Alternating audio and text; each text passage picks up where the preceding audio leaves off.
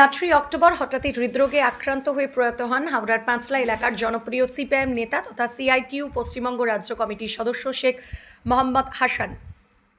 মৃত্যুকালে ওনার বয়স হয়েছিল ৭৫ বছর।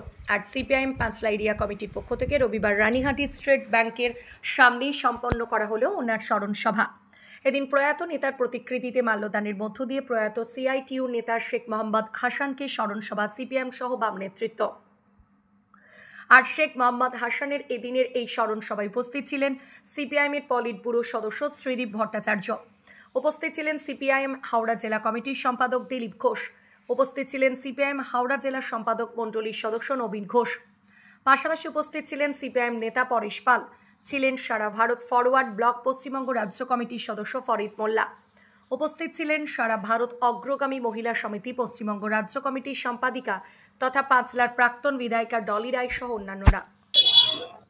শুধু মিটিং এই বলার ব্যাপার, তখন বলবো আমরা পার্টি কর্মীদের কাছে সময় সময় প্রয়োজনীয় যে বার্তা দিতে চাই, এই সভা তার বাইরে কিছু না। এসআইআরটা আমরা দেখছি একটা নোংরা সংকীর্ণ রাজনীতির লক্ষ্য নিয়ে এসআইআর এটার লক্ষ্য হচ্ছে একটা বড় সংখ্যক মানুষকে কোনো একটা অজুহাতকে দাঁড় করিয়ে তাদের ভোটাধিকার কেড়ে নেওয়া। এটাকে আমরা এসআইআরটাকে এইভাবে দেখছি। সেই জন্য এসআইআর এর ক্ষেত্রে আমরা আমাদের সারা দেশে আমাদের কর্মীদের বলছি যে এটাকে এই ষড়যন্ত্র যাতে সফল না হয় প্রত্যেককে ভূমিকা নিতে হবে, সেভাবেই দেখছি আমরা। শাসক দলের যদি বলেন বিরোধিতা, আমার নিজের কাছে মনে হয়েছে ওটা লোক দেখানো, কারণ ওরা দুটো দল কিভাবে চলছে না চলছে বহু তথ্য আছে।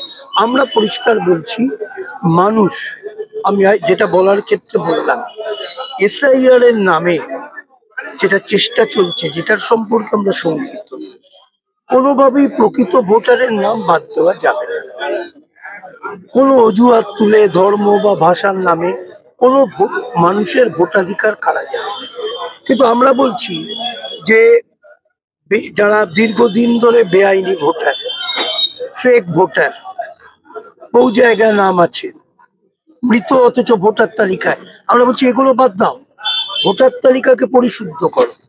কিন্তু পরিশুদ্ধর নামে একটা বিশাল অংশের মানুষকে পরিকল্পিতভাবে এসআইআর এর নামে যেটা চেষ্টা চলছে, আমরা এর বিরুদ্ধে।